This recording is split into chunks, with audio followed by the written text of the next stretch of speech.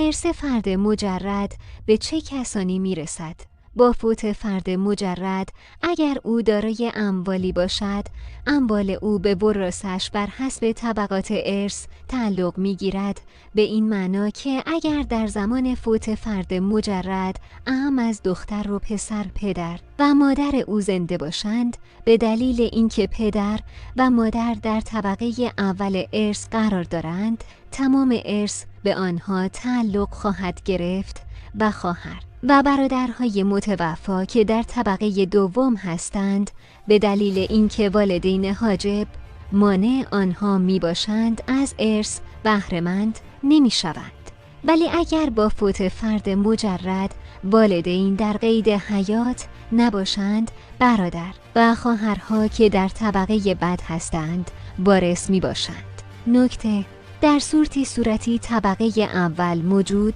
نباشد و طبقه دوم که شامل برادر و خواهرها می باشد نیز موجود نباشند، اما فرزندان آنها برادرزاده و خواهرزاده ها که هم طبقه آنها ولی در درجه پایین تر می باشند موجود باشند، بر اساس سهم صاحب ارث پدر یا مادرشان از ارث متوفای مجرد برخوردار خواهند شد. نکته: پدر بزرگ و مادر بزرگ نیز در طبقه دوم ارث می باشند و در صورتی حین فوت فرد مجرد موجود باشند و طبقه اول در قید حیات نباشد، از ارث برخوردار خواهند شد. طبقات ارث بر اساس ماده 862 قانون مدنی از قرار ذیل است: طبقه اول وراث پدر، مادر و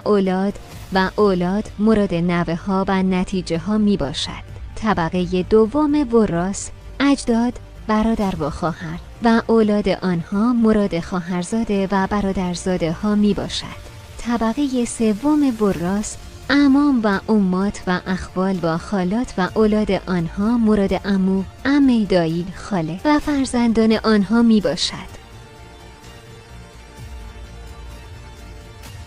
ارث فرد مجرد به چه کسانی می رسد؟ با فوت فرد مجرد اگر او دارای اموالی باشد، اموال او به ورثش بر حسب طبقات ارث تعلق می گیرد، به این معنا که اگر در زمان فوت فرد مجرد اعم از دختر و پسر پدر و مادر او زنده باشند، به دلیل اینکه پدر و مادر در طبقه اول ارث قرار دارند، تمام ارث به آنها تعلق خواهد گرفت و خواهر و برادرهای متوفا که در